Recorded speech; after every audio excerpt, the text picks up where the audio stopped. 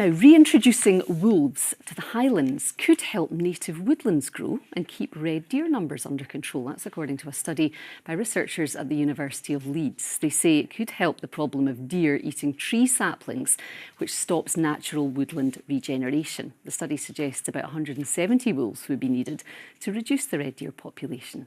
Well, Professor Dominic Spracklin is the lead author of the study and is with us now. Good evening to you. Just tell us more then about the research. How did you work this out?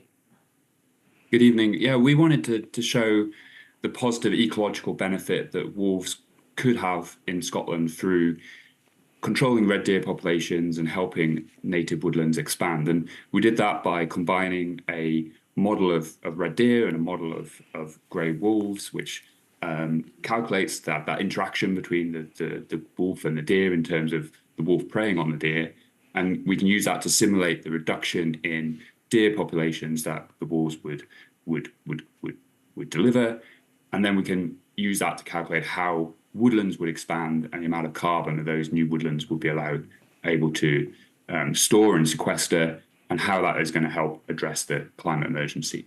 Right, so you're looking at all these theories, but have there been examples elsewhere in the world where this has actually been done in action? Well, so wolves have recolonized naturally across large parts of Western Europe, so now into Germany and into parts of the Netherlands, so really quite populated parts of Western Europe. And we're seeing similar sort of benefits there that we're simulating in our study. There's a very well-known reintroduction of wolves to Yellowstone National Park in the United States, and the big ecological benefits that they delivered there have been really well studied and really well demonstrated. Now, when we hear about wolves, some people perhaps feel a bit worried. You know, they do have a certain reputation, don't they? Could there be safety risks involved with this as well?